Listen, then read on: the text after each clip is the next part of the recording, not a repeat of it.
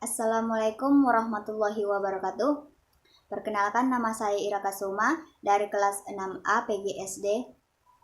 Di sini saya menjelaskan materi ke-1 ke-2 sampai ke-7. Yang pertama, materi kedua, pengertian dan fungsi bahasa daerah atau bahasa Bantu. Yang pertama, bahasa daerah adalah bahasa yang digunakan secara turun-temurun oleh warga negara Indonesia di daerah wilayah negara Kesatuan Republik Indonesia. Yang kedua, fungsi bangsa daerah. Fungsi bahasa daerah. Yang pertama, lambang kebangsaan daerah. Yang kedua, lambang identitas daerah. Yang ketiga, alat perhubungan di dalam keluarga dan masyarakat daerah. Yang keempat, sarana pendukung budaya daerah dan bahasa Indonesia. Yang kelima, pendukung sastra daerah dan sastra Indonesia. C. Rumusan bahasa Indonesia. Yang pertama, bahasa Melayu. Yang kedua, bahasa daerah. Yang ketiga, bahasa asing. Pertemuan ketiga.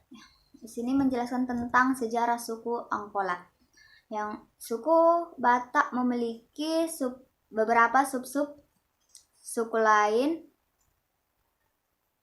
yang dikategorikan sebagai berikut. Yang pertama, Batak Toba. Yang kedua, Batak Karo. Yang ketiga, Batak Pakpak. Yang keempat, Batak Simalungun. Yang kelima, Batak Angkola. Yang keenam, Batak Mandailing.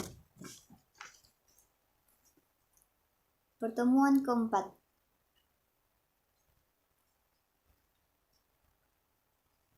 Pertemuan keempat yaitu tentang sejarah suku Angkola. Yang pertama, orang Batak adalah penuturan bahasa Austronesia, di mana bahasa dan bukti-bukti arkeologi menunjukkan bahwa orang yang berbahasa Austronesia berasal dari Taiwan yang telah berpindah ke wilayah Filipina dan Indonesia sekitar 2.500 tahun yang lalu pada zaman muda.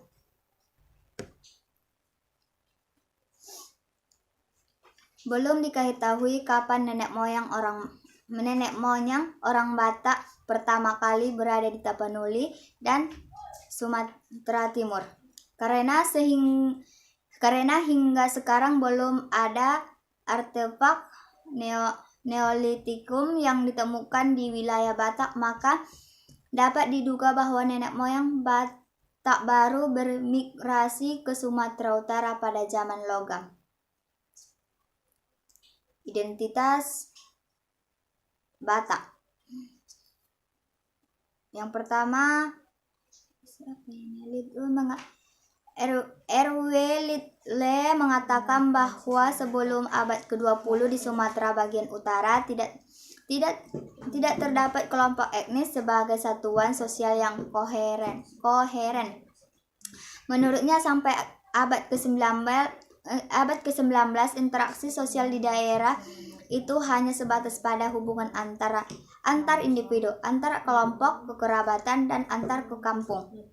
Dan hampir tidak ada satu kesatuan sosial dan politik yang lebih besar. Yang kedua, munculnya kesadaran mengenai sebuah keluarga besar Batak baru terjadi pada zaman kolonial dalam serta Z. Pardede mengemukakan bahwa istilah tanah Batak dan rakyat Batak diciptakan oleh pihak asing. Yang ketiga, Siti Omas Manurung, istilah dari putra pendeta Batak Toba, menyatakan bahwa sebelum kedatangan Belanda, semua orang baik Karo maupun Simalungun mengakui dirinya sebagai Batak, dan Belandalah yang telah membuat terpisahnya kelompok-kelompok tersebut.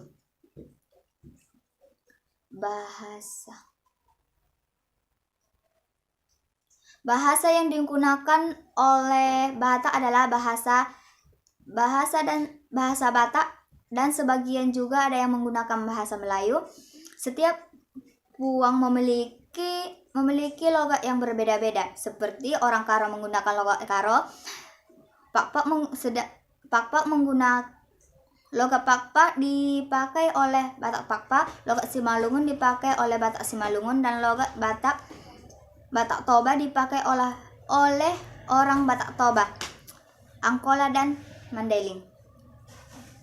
Kesenian yang terdapat di Batak ialah tari tortor, merupakan kesenian yang dimiliki suku Batak. Tarian ini bersifat magis. Ada lagi tari serampang 12, hanya bersifat hiburan. Sementara alat musik tradisional adalah gong dan saga-saga.